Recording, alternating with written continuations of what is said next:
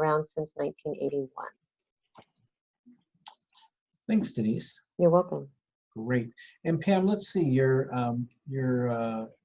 audio is clear. See if you can. Yeah, I'm calling by phone now, so I can actually hear you. Sorry about that. Perfect. Hi, Pam. Hi. Go ahead and introduce yourself, agency. So hi, I'm Pam Shaw.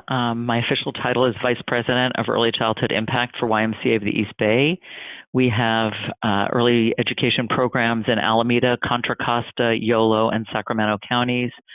We are a newly formed organization based on a merger that happened exactly a year ago, merging two YMCAs that brought a predominantly state-funded program together with our predominantly federally funded program. And now we are all a mishmash of federal and state. We serve about 1,400 kids in 4 counties. We have Head Start, Early Head Start, Child Care Partnerships, and CDE. We also have a CDE migrant program. And we have 3 federal grants and a bunch of state contracts as well, and then some other local stuff. Great. Thanks, Pam. And let's go to the outer banks of the continent, to Hawaii. I guess that's really not the outer banks, is it? You're Grant? Hi, everybody. My name is Grant Kogami. I am the director, Early Head Start Director for Honolulu Community Action Program. Our agency services about 1,500 children, both Head Start and Early Head Start. We employ about 250 staff members. My career with Head Start, I've been with HCAP for 15 years now, and I've been the director for a little more than a year now. Excellent. Thanks, Grant. And our 5th organization, Maricopa County Head Start, is having technical difficulties joining. So we're going to go ahead and move beyond. It looks like they're not able to secure the Zoom system on their mobile devices. And just so you know, you typically can do that. So if you prefer to follow our webinars on a mobile device, there is a Zoom app. Maricopa County, of course, is in the city of Phoenix area, a central part of Arizona, and they are both a Head Start and an Early Head Start agency.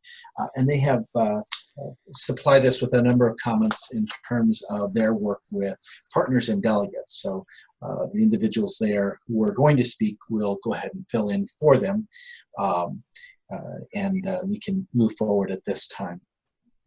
So before we get into the content of our webinar, I want to take our first poll. Oops, along there. And our first poll is really about who's on the call. So that way our panelists will know who they're speaking to. So Fernando has launched our first poll. I'll give you a few moments to vote. And panelists, you're not able to vote, just in case you've been disabled there. That way we'll hear from the, I think it's about 40 individuals who are participating, 32 individuals who are participating today. We'll give it a few minutes, or a minute to vote. Yes, the puppies are there as a symbol of the rescue effort, for those of you who are rescue dog owners, as I am. Always a good thing to promote.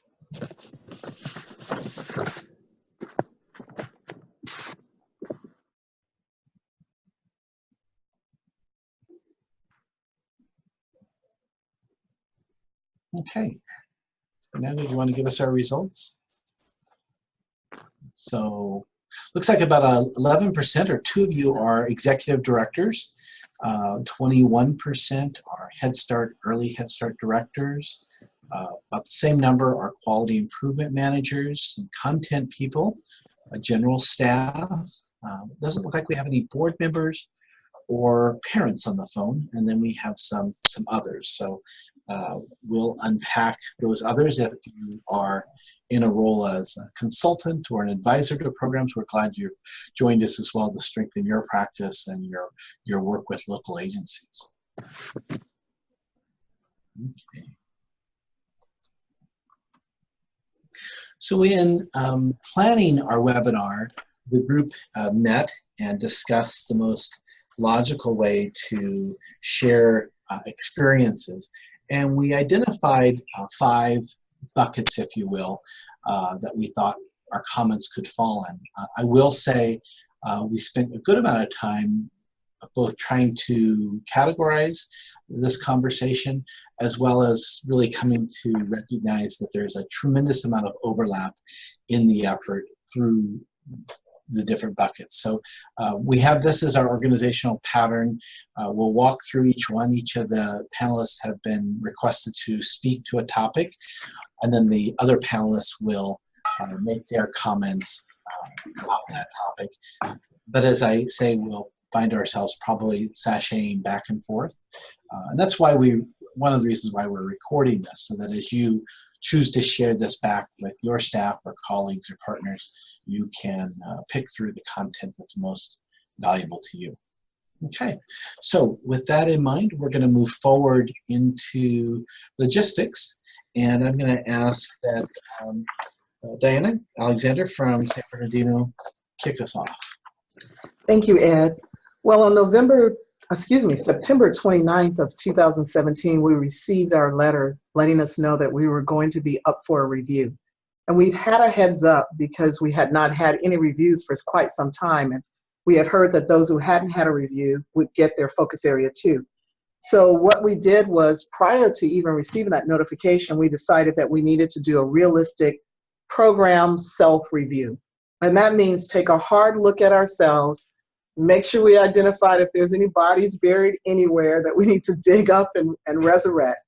But really look at ourselves and determine what is it, what are our weaknesses, what are our strengths. And even though you do that all the time, we knew we needed to do it again in preparation for that. So one of the things we did was we scheduled a self-assessment with consultants that we hired a little later than we normally do. We wanted to time it where it wouldn't be close to the focus area 2, since we weren't sure what the date was, but it wouldn't be so far away that it would not apply. So we wanted to be sure it gave us information that we could, use to make corrections, kind of turn things around, but give us really good information we would use. So we did our self-assessment, and then we started looking at everything that the focus area 2 was going to review. So we started reviewing our program design and management, our education and child development services, all of our health program services, our family and community engagement services, our fiscal, our ERSI. We focused on our child files versus Child Plus, which is our online database, because we still have redundant systems where we have hard copy files and we have Child Plus, because we've only had Child Plus for a relatively short time, and we knew the importance of what's in the hard copy should match what's in Child Plus. But our goal was to make sure that everything was in Child Plus, and we actually met that goal. And when the reviewers came, which I'm sure others will talk about later, they were actually able to complete all of our child file reviews in Child Plus instead of using a hard copy file. We went through and had our delegates and our contract agencies review all of their files also. We did the same thing with our EHS CCP. And we also went through our staff personnel files because we knew that they would look at hire dates and background checks and all of those kinds of things. So an extensive review of all of that. Then we began to develop an internal focus area 2 monitoring protocol guide. So we took the protocol guide that had been provided for us, and we answered every single question. And the way we did that is we got subject matter expert groups together who could answer the questions in each section of that monitoring protocol. We actually typed all those questions up. My management team went through all the questions and the answers to see if they were good. And then we printed out what turned out to be about a 50-page document, that staff were able to share, to review, and to practice going through each of the questions and each of the answers. After that, we started to collect any necessary supporting documentation that the reviewers might ask for, so we could have all of that right together. After that, we then started to practice how could we articulate, making sure our staff could all articulate appropriately what it is that they were trying to communicate to the reviewers. And we did that by starting off with reviewing everything in the Align Monitoring System 2.0 training series on ECLEC. We started looking at a glance, FA2, understanding grantees' performance and continuous program improvement, which breaks down how the FA2 is completed. We looked at 8 tips for your FA focus area review. We watched all of the videos, the one that Adia and Ann Linehan did. We looked at all of the animated videos and tried to glean everything we could from each of those videos. We also focused on making the prep work fun for our staff by developing and playing some learning games. We created a Jeopardy game, a Family Feud, a Taboo, and we played those games with staff at various staff meetings. And we also acted as cheerleaders for the staff because we wanted them to know we believed they could do it. They had everything inside of them to be prepared and that we were going to be successful. And then we completed mock Focus Area 2 interviews for all staff at all levels. Finally, we did a strategic selection of who was going to be the key people that the reviewers would speak with. We selected our grantee guides, which were mostly a position we call teacher threes. They were our mentor and coaches for our teachers. We assigned them to drive the cars that the reviewers would be riding in and to take them out to the sites. We prepped them with what to say, what not to say. We kind of hand selected or started to select our interview groups, trying to find out who's available, whether it's parents, whether it's governance bodies, whoever was going to be in those interview groups. We started to hand select them. And then we developed a program overview PowerPoint. We knew that they had said that there was not going to be an opportunity to present your program, but we thought we should be prepared with a PowerPoint just in case. And we were very glad that we had prepared because they ended up saying, hey, well, do you want to share more with us about your program on the first day? And I know we'll get into that more, I think, with Denise. But we did prepare an overview PowerPoint of everything about our department and little facts we thought it would be helpful for them to know. And then we did our staff communication strategy. We wanted to make sure everyone knew how we were going to communicate with the sites, when we were going to let them know that the reviewers had arrived, that they were coming out to their sites, how they were to communicate back to us when the reviewer arrived at their site, and also the whole logistics around having the debrief with the reviewer at the end of the day, and then having a debrief with all of my staff at the end of each day so that we can do everyone, whether they had had a reviewer at their site or not, could hear exactly what happened and they could be prepared. And then at the end of the week, we planned our debrief for the entire session. And the experience was really, really good. I think we'll get more into that and I'll add some input on that later. But that's basically what we did with logistics.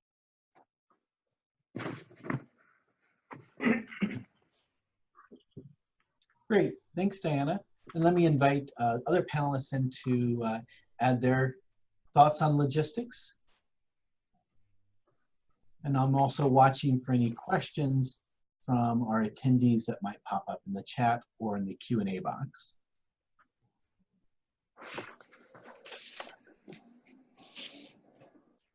Other panelists want to add to this, or should we move forward? Hi, it's Pam.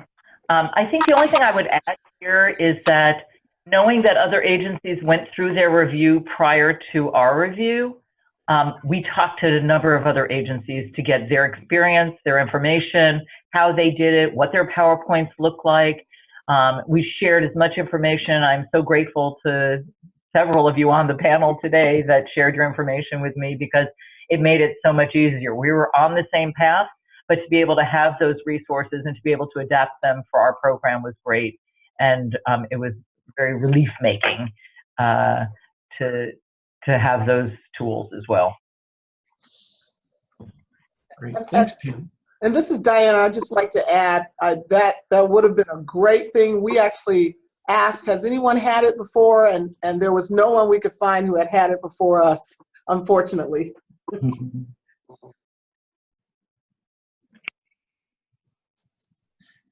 And I'll just add on that question of who's having reviews. We are trying here to track through our member relations who's having reviews. So as we go into next season, I will be kind of keeping my ears out and helping to make that match as well. So once you find out the timing of your FA2, please share it with us and we'll catalog that so then we can see where folks are lining up in terms of the timing.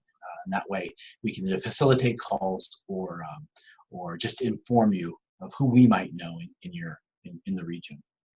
Okay.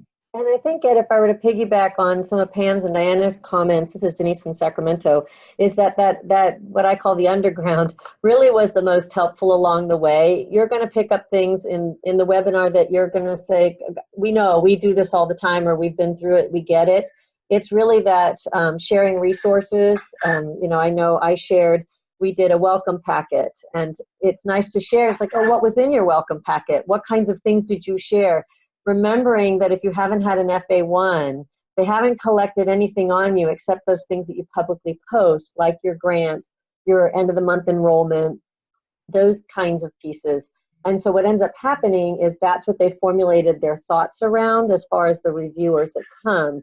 It's nice if you set the pace on some of the things that you want to make sure are truly part of the experience you want them to understand about your program, because they've only read it through your grant at that point in time, not so much some of the other great things that are going on. So I would recommend hooking up with any of us or someone else who's gone through an FA2 and see if we could share those documents that just get the juices flowing. Very helpful. Okay, why don't we move on to staff and board and invite Grant to lead us off. Okay, hi everybody. So staff and board, in preparing for the focus area 2 review, what we did with our staff was we really took a look at the protocol, like Denise mentioned earlier, and we really took a look at answering those questions and those discussion points that the monitoring protocol had. And we came to a consistent understanding as a management group how we want to disperse that message out to our staff, our line staff. And what we did was we went into smaller groups with our line staff, our teaching staff, what we call our different clusters that are geographically spread apart on the island of Oahu. And we had a discussion with them on the protocol itself, letting them read through it, answering any questions they had, and making sure that they knew the questions and they knew how we would want to answer those questions consistently across the program. And what I want to say is that the review leads, they are very open prior to their visit. If you have any questions, if any questions come up from your staff that you aren't able to answer, those review leads, or my review lead anyway, she was very open to answer any questions that came up and was very helpful with that. A key is, as opposed to reviews in the past, the reviewers aren't just looking at documented evidence. So, you know, reviews in the past, they would look at our procedures, our protocols, and base the review off of those things if they felt we're doing a good job as far as what is written. For this review, they're looking for what is written, but they want to see those things in action. And what I can say to everyone is that we want to make sure that what's going on in the classrooms, what's going on out in the field is consistent across the program, because they know your grant application, they read everything about your program, they already come knowing everything about your program. They want to see it in action, and they want to see that you're implementing it consistently and you're doing what you say you're doing. So that's what I want to say about that. As far as our board, I put discussion in quotation marks because our review lead made it clear with our board members that it wasn't an interview, it was a discussion, and it really was. She opened it up to the board members as well as my policy council board about anything they wanted to share about how they're involved in the program. So it wasn't just an interview where they have to answer these questions and these questions. It was just, tell me about your role and tell me what you do to support the program. And the funny thing is, for my policy council board, they talked the whole time. They took control of the conversation, and the review lead said that it was an amazing experience because she didn't have to interject at all. she just let them share about their experiences as a parent, their experiences, what they see their child learning in the classroom. And that's what they want. They just want to hear how your board members, how your parents are involved in the progress of your program.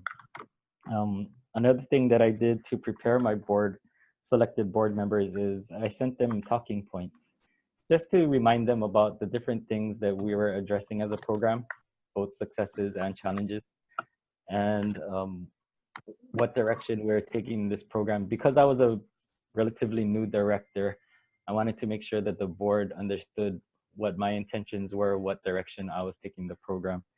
And you want to make sure that you share those challenges as well, because the review team, as they go out to classrooms, they're going to notice things, and they're going to know, like for my challenge for my program was staff vacancies, especially in the teaching staff area.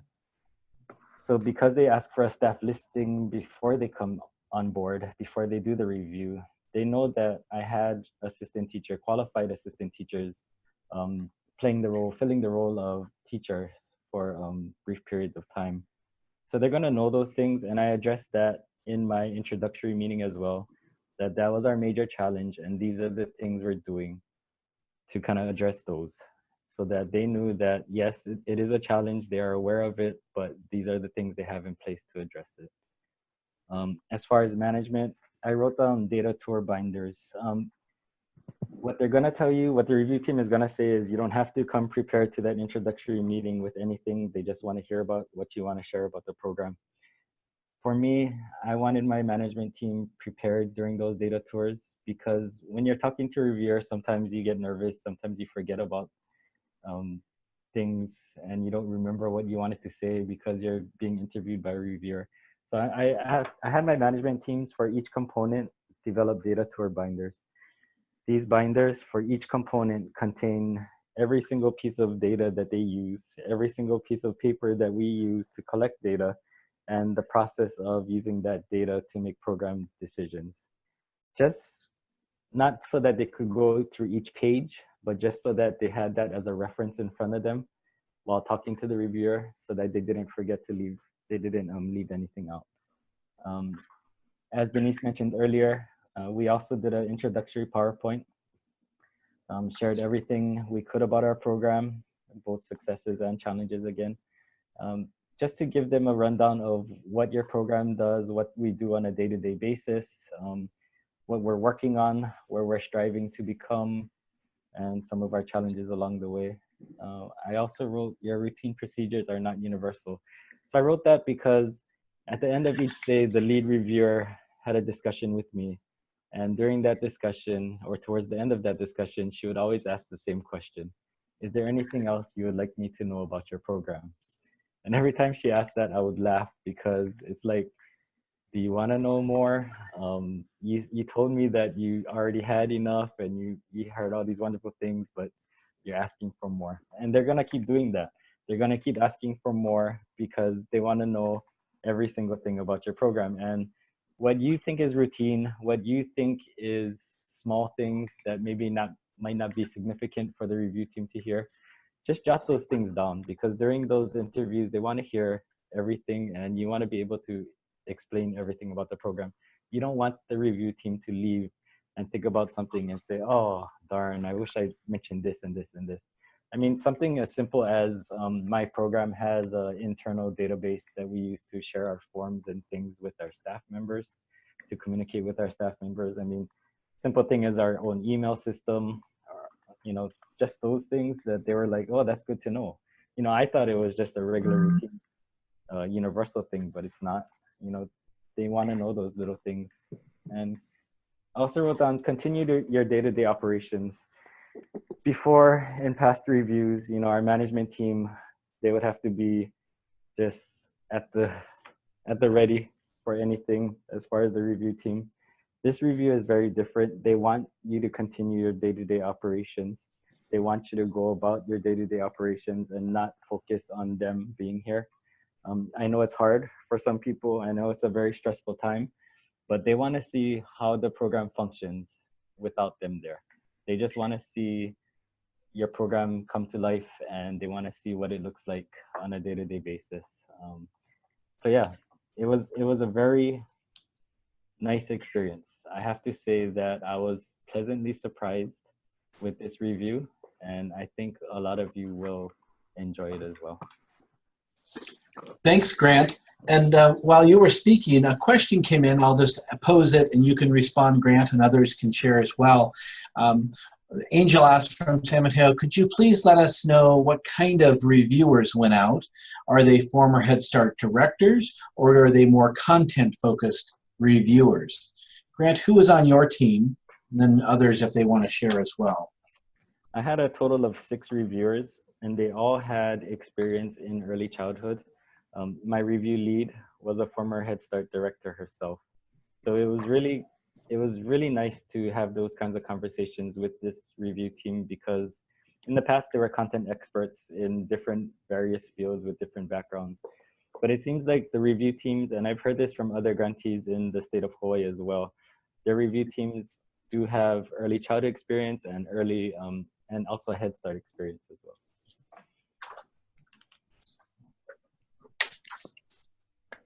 Others want to respond, Diana or Denise or Pam? Sure, this is Diana. We had 15 reviewers on our team. They were all content area specialists. I don't remember anyone, there might have been one who was a former director, but for the most part, they were all content area specialists. And Sacramento had 12 reviewers, and our composition was very similar to Grant's. So it was past Head Start experienced folks, including directors, as well as consultants. This is Pam, and we had a similar experience. They were mostly content people, all with Head Start experience, and one person who was actually on our last review, which was very bizarre from like someplace far away. The other thing that I wanted to add to what Grant was saying is when I was, I introduced the policy council to them during their quote unquote discussion, and I was getting ready to walk out, and she said, well, you're welcome to stay if you want to.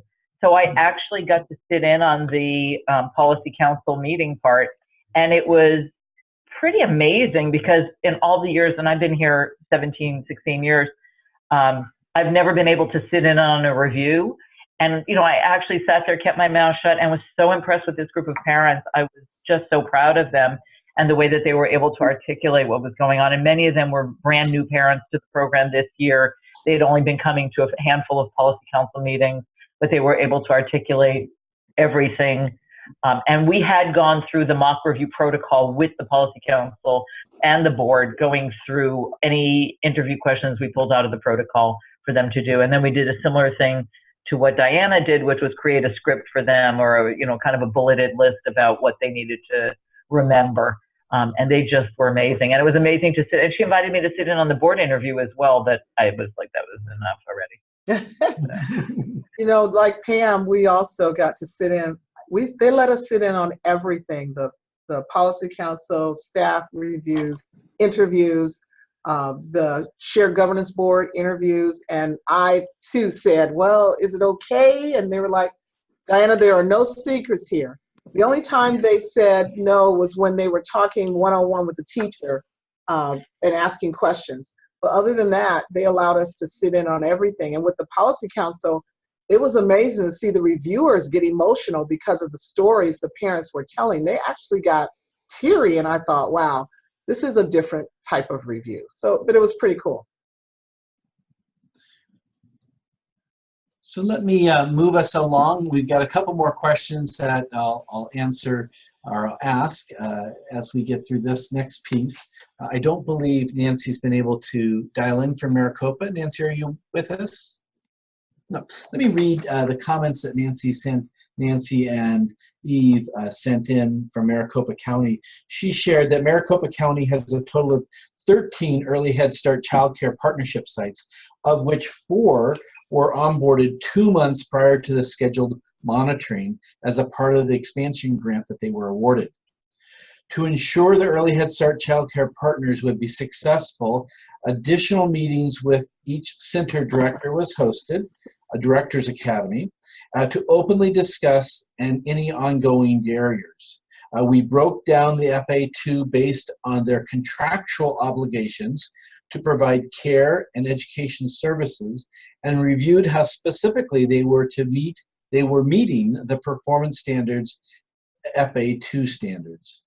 In our partnership, we honored each site's health and safety procedures if it met the performance standards. Hence, we provided additional support on how to articulate the process and its overall impact on the program, such as if they had increased in their state quality rating program or received accreditation. To help share their story, we asked that they develop a summary with brief logistical information such as license capacity, number of early Head Start childcare partner rooms, hours of operation, and narrative with their history, quality improvements, family engagement activities. This was really helpful as some reviewers did ask them to share about the impact of early Head Start childcare partnerships had on the overall program. On a grantee level, we developed a master copy of each site's policies and procedures, licensing and state staff qualification, vendor relationships. Hard copies of all staff files were on site. We developed a data site summary sheet that helped not only the center, but also the grantee guide.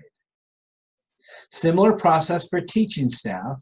FA2 questions were broken down into 12 weekly show and tell discussion topics for each of the teaching teams to practice talking about and demonstrating how they provide high quality experiences to children.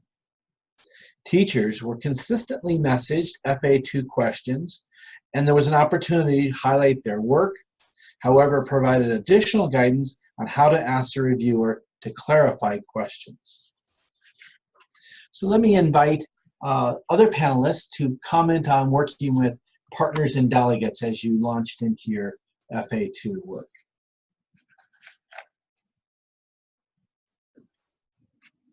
So this is Denise, and coming from a mega grantee here in Sacramento, I have to say that working with the delegates and the partners was probably one of the largest preparatory parts. And when I talk a little bit more under communication, you'll see how that kind of unfolds. But it's kind of making sure they know exactly what to do and they feel well guided along the way. One of the things that was hugely important is that I believe that the protocols look very small and very short. And if you don't read through them and the interconnectedness of the content, it could be easily overseen. And we had 2 directors that were new to review processes. And so we probably way over prepared for the way they're doing reviews today. But the protocols are much shorter and smaller, and they look like quick that you can get through, but they're also not very detailed, where they don't offer questions to practice if you're not familiar with what's coming next, or if you haven't vetted yourself really well into the Head Start performance standards that have been recently updated. It could have thrown them for missing a critical piece of conversation. Also, for a new director, if they weren't very savvy in their current data, but they knew program really well, we keep missing the part that this review was much more around the data piece and the stories, and less about the way we used to prep with boxes and documents and bulk items that they practically didn't want to see at all. But the data piece, they honed in pretty heavily, and so it's a big shift. And so for the delegates and partners on my end, being as large as we are, was a critical part of the pre-review preparatory part that Diana was talking about. Thanks, Denise. Other comments on working with partners and delegates? This is Diana. We have 1 delegate, and we have a really good relationship with the delegate, and they do a good job whenever they're reviewed. So it was pretty easy to work with them. We invited them into any kind of trainings, anything that we did with everyone else, and they participated. So it felt like we were all on the same page. And we did the same thing with our contract agencies or partners, which are mainly school districts. And this time, this is only my 2nd experience with the review, but this time it seemed so much easier to go through with them exactly what was going to be expected, what everyone was going to look for. Everyone was really open to input and feedback, and and constructive critique about what we need to do to make sure we were absolutely ready. And so it made it, the whole experience, really, really good. And even when we did the different big meetings where we played the games and did everything, we included as many of our staff, or of the staff from our delegate and our contract partners as we could, so they could be a part of the whole positive movement we were trying to create to make people believe this is going to be great. This is going to be better than ever before as far as the process of how they're going to do the focus area 2 review. And we're going to do good. So it really felt for us like a good team effort with our delegates and our partners. Thanks, Diana. Let me move us forward with a thought of time on to our next slide and look at first day and invite Pam to comment. Hi. So everybody talked about, they said don't prepare for an introductory meeting, but everybody did. And if they tell you not to, do it anyway. The worst that'll happen is you won't do it, but I think it's really important to be prepared. We had a PowerPoint. We didn't use it as a PowerPoint, but we made a handout as part of their welcome to the agency packet. We invited board, policy council, partner representatives, our management team, and we had, pretty good turnout at this meeting. I mean, my boss, the president of the agency, and the board chair, and several other, people came. And I think it made an impression on them that people cared enough to show up there on a Monday morning at 8 o'clock or 8:30, whatever time they were there. We also chose to do our class review the same week. I don't know that we would choose to do it again, but it's really nice being done with both at the same time, so we don't have to worry about a separate review for that. So actually the class reviewers came in from 8 to 9, and then the FA2 team came in at 9. We didn't do a presentation or anything for the class people. They just like, hi, bye, get out, here's the schedule. And they basically told us where they were going. In terms of the full team that was there, keep it short and sweet. It was really not, they came in, they introduced themselves, they talked about which areas that they were going to be reviewing, and then they turned it over to us. We put together a packet. Thank you, Denise, for your suggestions. And we put in maps, the list of centers in all of our programs, and the funding sources, our draft schedule of the week, which changed during the course of the week. We put in an org chart, our program and school readiness goals, a list of staff, positions, and contact information specifically related to the people that they would be contacting. So they give you a form for that, but then we added a little bit more information to it. And then we had some stuff, from the Chamber of Commerce or something about things to do in the area, restaurants and what's happening in the Bay Area this week, since we're in the San Francisco Bay Area. The thing that we found that worked for us in retrospect is we kind of put our challenges right out front and said, you're going to see a very different program this year. We have kind of a program that's been around for 50 years, and we have programs that have just started in the last year or 2 years. And you're going to see everything in between. Our child care partners became direct operated with the merger, and so that was a really unique thing. We had all sorts of waivers, and we told them about the waivers. So we have a waiver for class size. We have these transition classes that are very unusual and now are a locally designed option. We had a few other kind of interesting different things. And then we flaunted like what we think we're really unique and good at. And I think that was really important that they were able to see that when they went out, because we have an apprentice program that's training Head Start parents to be teachers, and they saw them in every single classroom that they went in. They saw nurses in every classroom because we have a program with a nursing school where the nurses are out in all the sites. And they were able to see these things and to talk to people when they were out there. I want to go back to what Graham said about the consistency.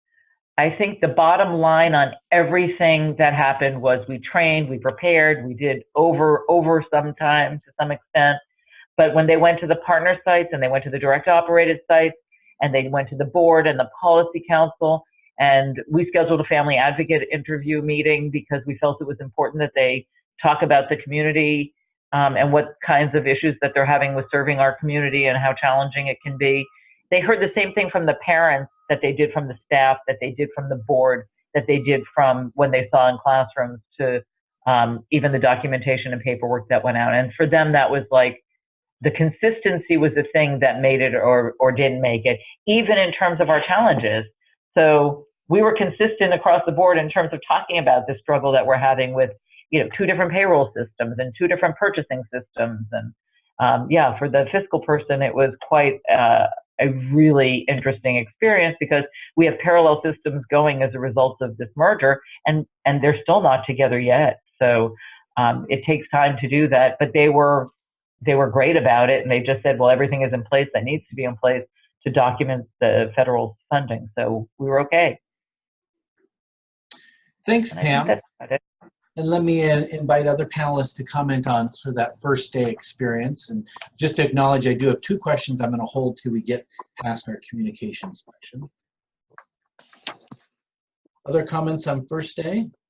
I think I'm just going to comment on one of the ones that I think I slightly panicked and chuckled at the same time. On the first day, we spent, you know, you spend several conference calls with your team leader, and they tell you what they want and what they don't want. And mine was unequivocally insistent that there would be no presentation in the morning. Do not present one. Do not prepare one. That's not what we want. We're not heading that direction. And so I said, okay.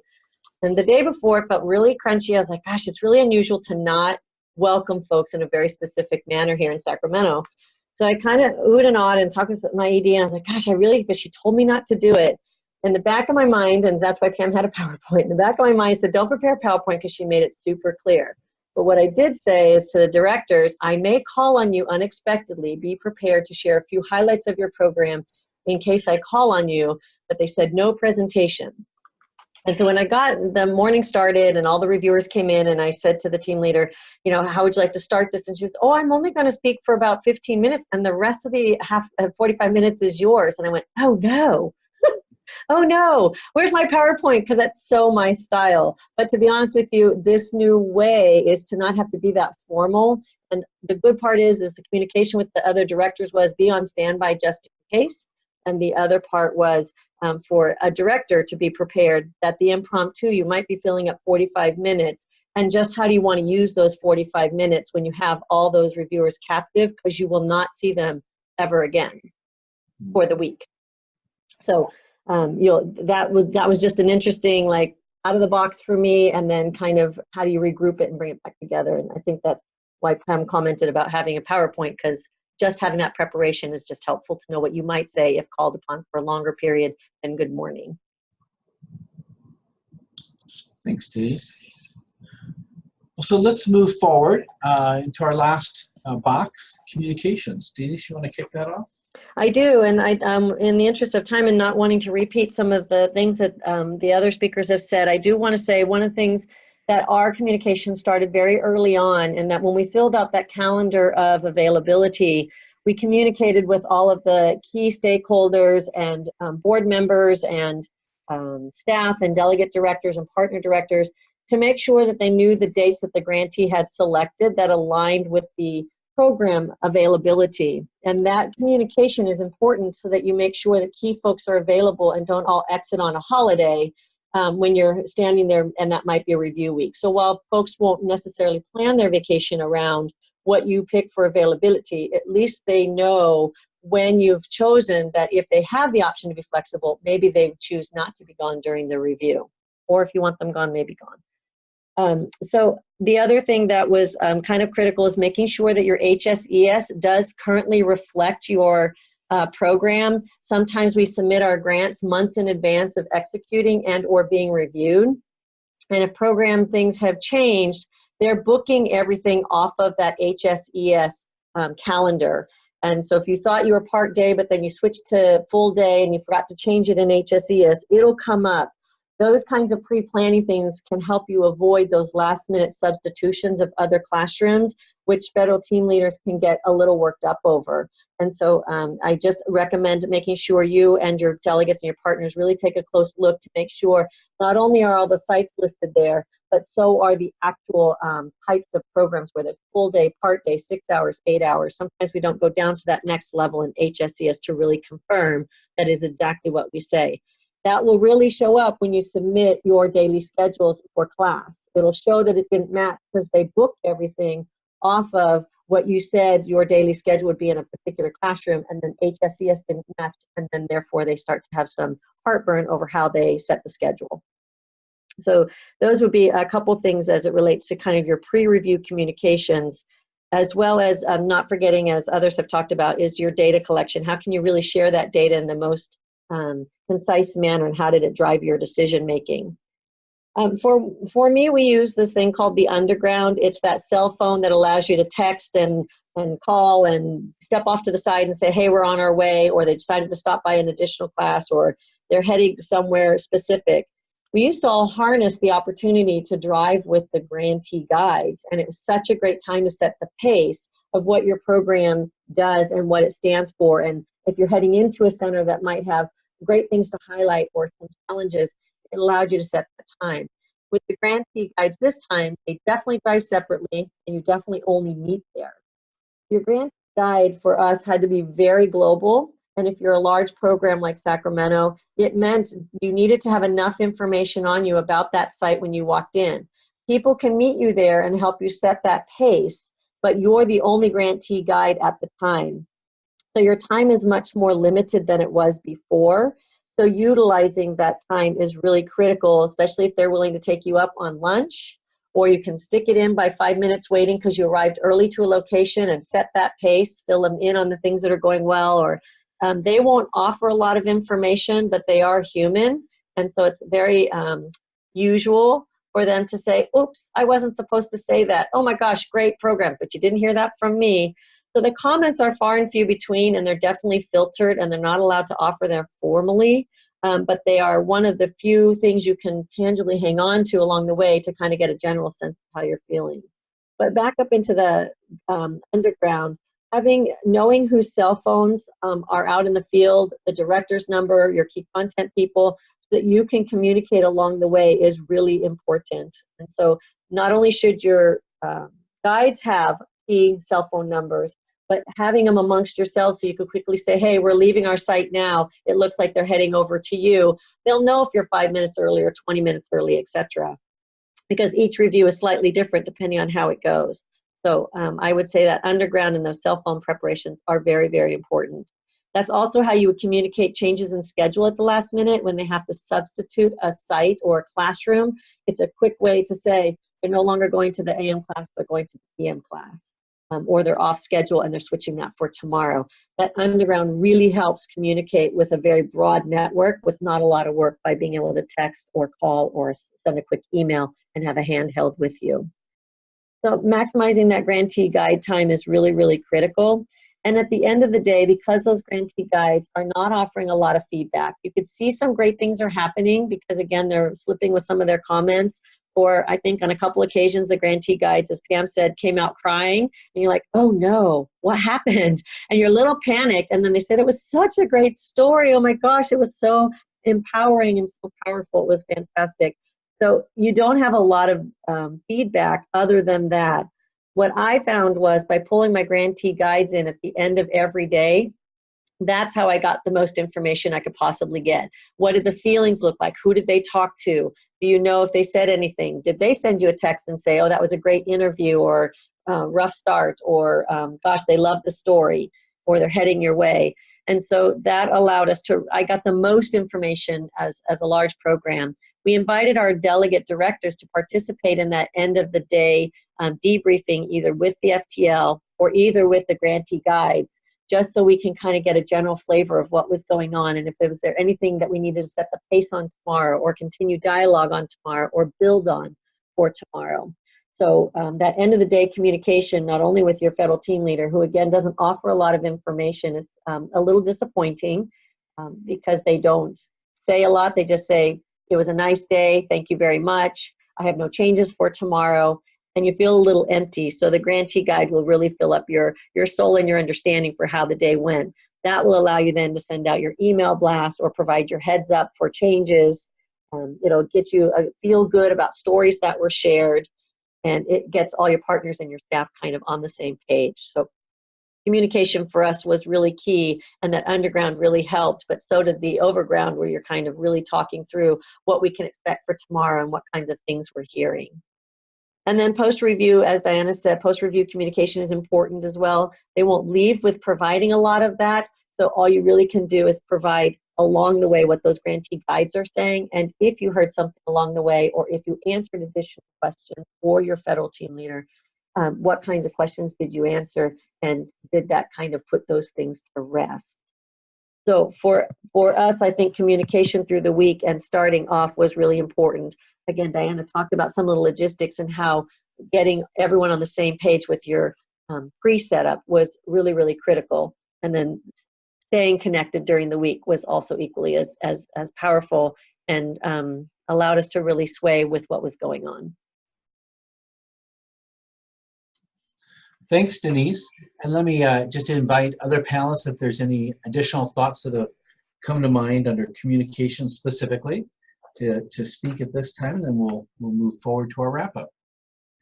This is Diana. I just want to add that it's interesting to me, just listen to all my peers, how different each review team leader is. For our review team, we were first told they would not ride in the cars with us, they just meet us there. Then when they found out how big our county was, they said, no, we'll ride in the cars with you guys. Oh, wow. Then we had staff who were assigned in cars that we had checked out of fleet for the county, and our staff drove them to every center. Then because they drove them to every center, we got to see the reviewers every day because they met here at our admin building. Then they came back and they typically come inside. So I got to say, hey, hi, and they go, oh, it was a great day. So it kind of felt different.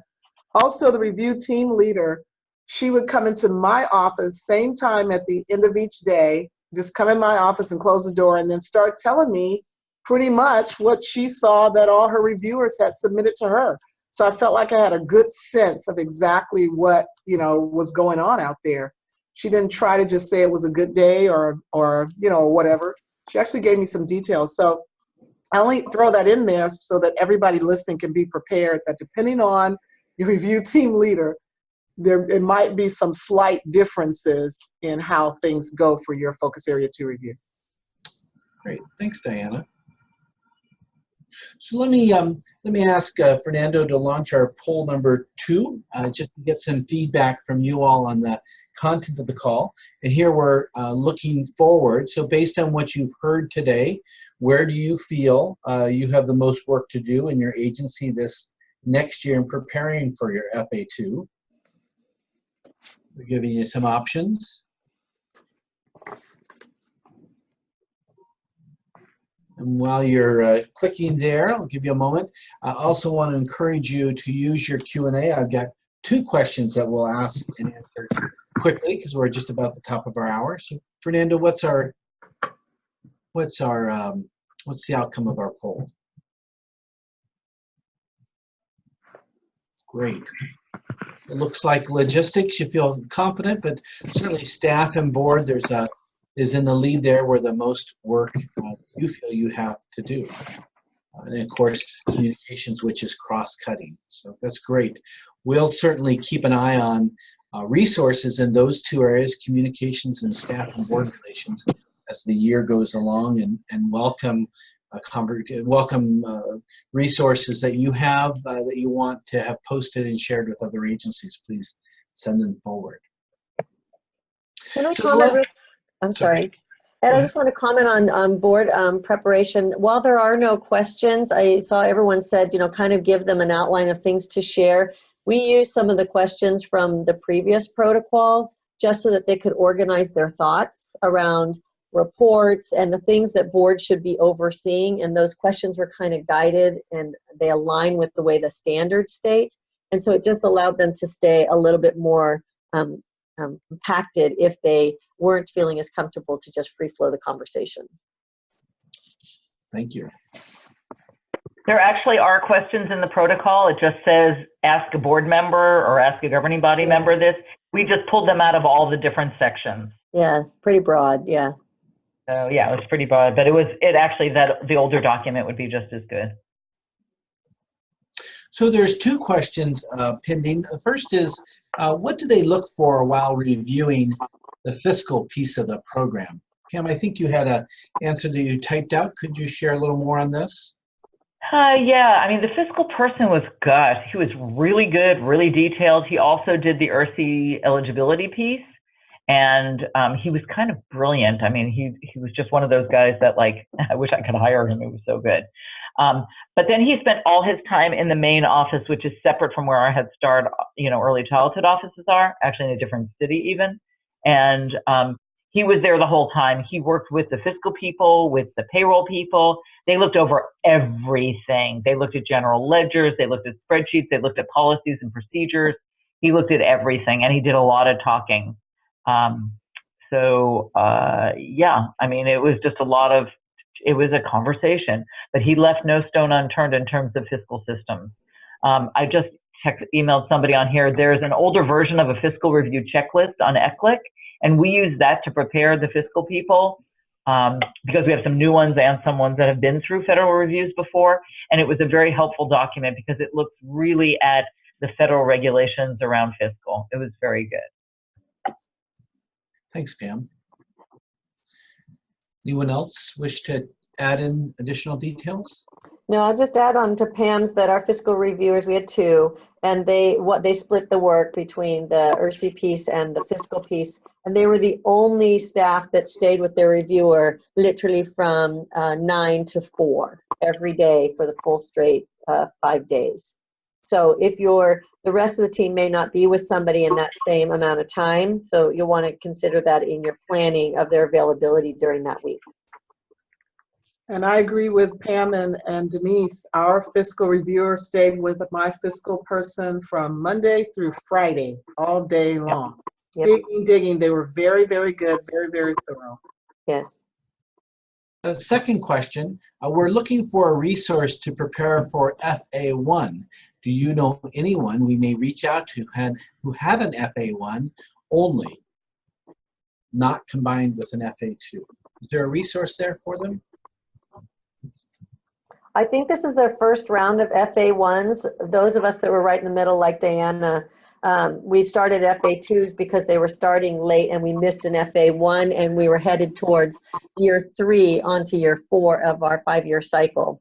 So I think they stuck in a lot of FA2s, and I think this year they're starting a new round of FA1s. So I personally don't know of anyone who's had one yet, but I imagine there'll be a whole slew of them like there was of those of us who went through our FA2 back in the early part of the calendar year.